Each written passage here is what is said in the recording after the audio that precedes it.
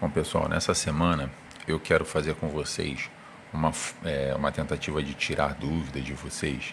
Eu não vou colocar, adicionar listas de exercícios, nada disso não, tá? Essa semana eu quero só tirar dúvidas, explicar alguns conteúdos que a gente já viu e que possam ter ficado alguma dúvida com vocês, tá? Então, primeiro aqui, vamos dar uma relembrada o que era esse conteúdo. A gente já viu até em sala de aula, tá? Então, é um conteúdo que já está bem batido, mas vamos recomeçar dele para daí a gente partir para dilatação e para calorimetria, tá bom?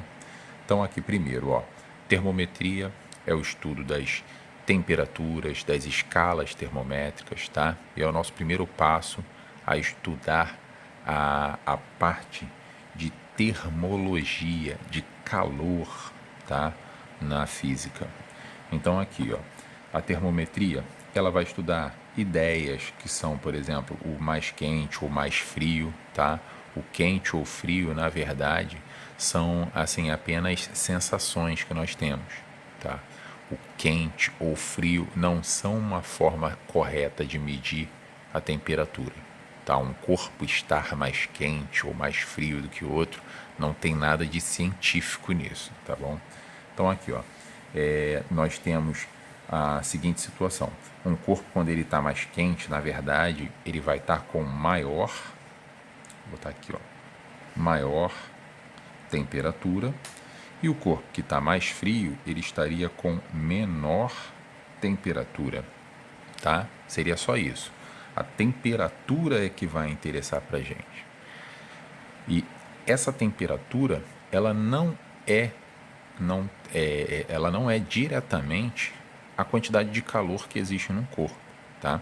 Temperatura, na verdade, tem uma explicação muito mais correta que a gente já viu até em sala, que é a seguinte, ó: todo corpo ele é constituído por átomos ou moléculas, tá? São partículas bem pequenininhas.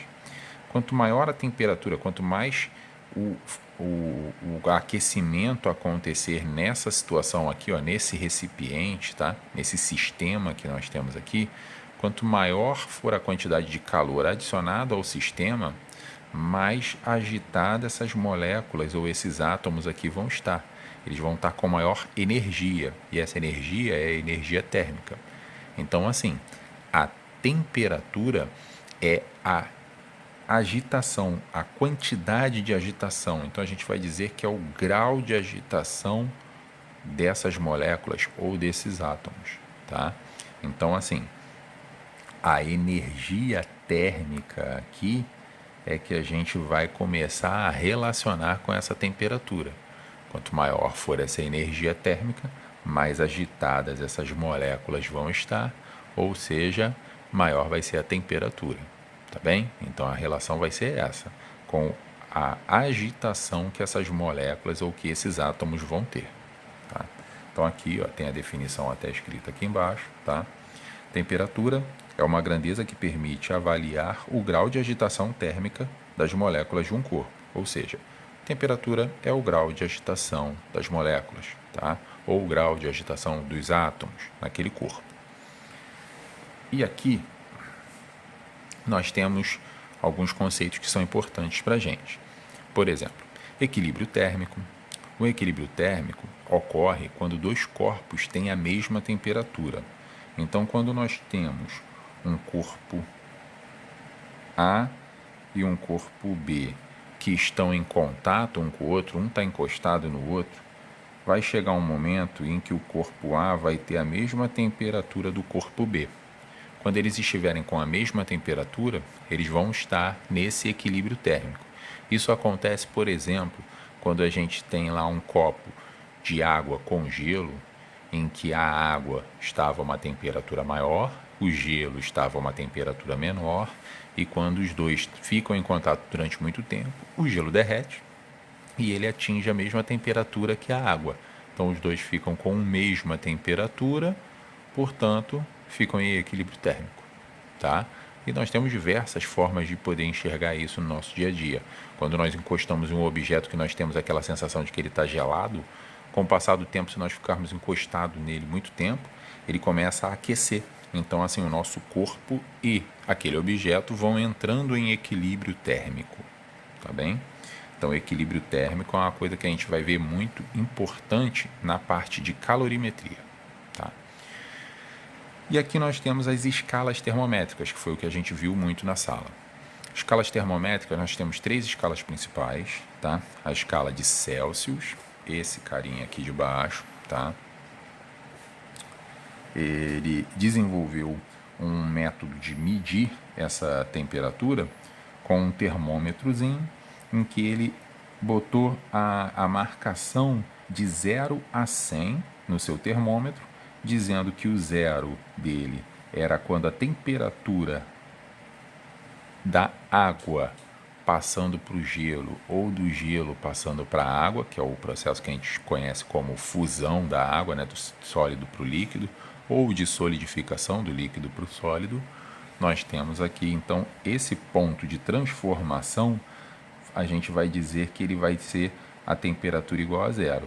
E a temperatura lá de cima, de 100 graus, no caso de graus Celsius, ele vai dizer que é o ponto da transformação do líquido para o gasoso, tá? Ou do gasoso para o líquido, acontecem à mesma temperatura. Então, quando a gente tem a temperatura de 0 graus Celsius, é o ponto de fusão da água. Os 100 graus Celsius é o ponto de ebulição da água. Então, nós temos o seguinte, nós chegamos aqui a uma padronização de uma medida, tá? Essa padronização de uma medida é importante para que a gente consiga falar a mesma língua com qualquer pessoa, né? A gente consiga falar uma informação e a pessoa entenda, tá? A partir dessa escala aqui, que é a escala que a gente usa, tá? Aqui no Brasil, nós vamos estudar as outras, que são menos usadas aqui no Brasil, principalmente a próxima, mas elas servem para alguma coisa, tá? Elas são importantes no seguinte sentido, ó, por exemplo, aqui no Brasil nós temos uma temperatura sempre muito alta, país tropical. Então as temperaturas aqui seria interessantes para facilitar a visualização do público que a gente possa botar temperaturas que sejam positivas, tá? Então aqui no caso a gente usa essas temperaturas em Celsius, tá? Na escala Celsius. Mas em um país muito frio, a gente vai ver que essas temperaturas elas podem ser modificadas, podem ser passadas de uma informação um pouco diferente, tá?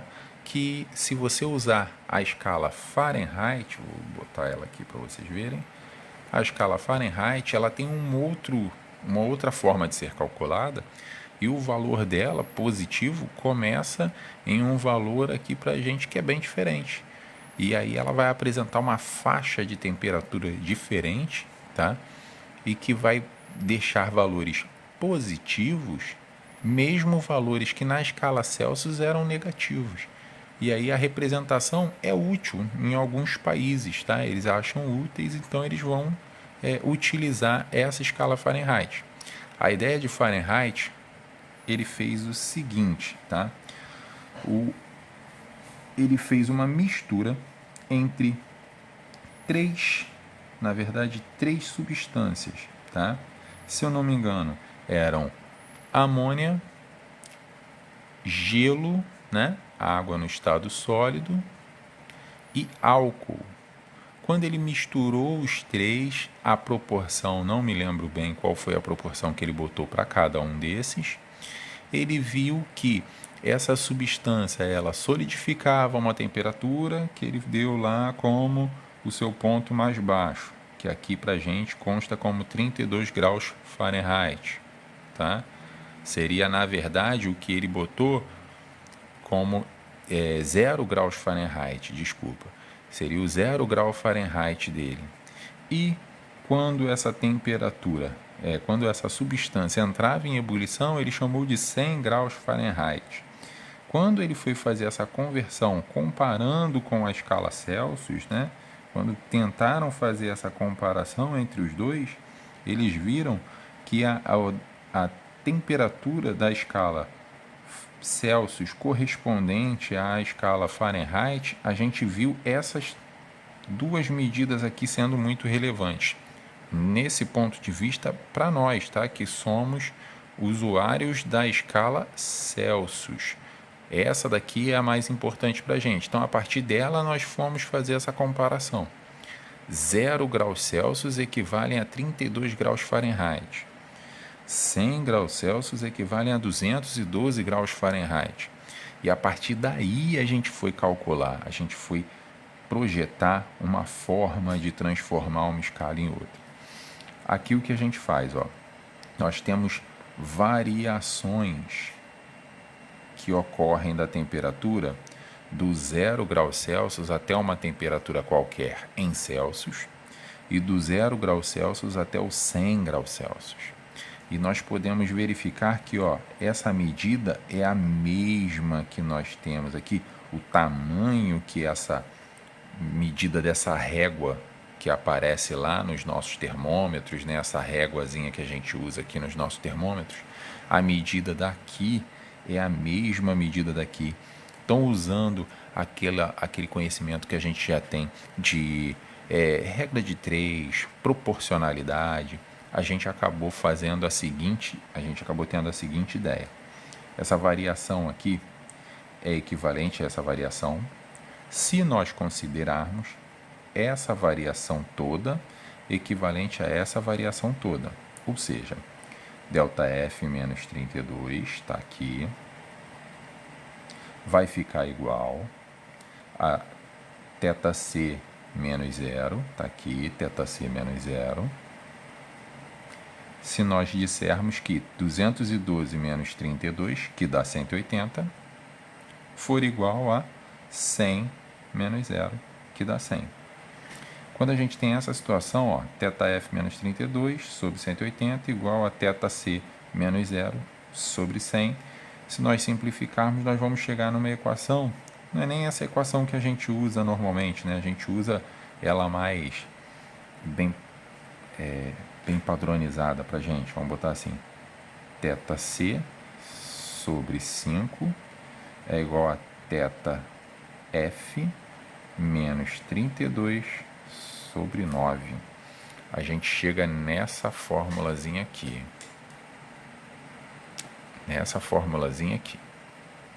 Tá? Esse θ aqui a gente pode substituir por T de temperatura, tá? Então a temperatura em C sobre 5 é igual a temperatura em F menos 32 sobre 9.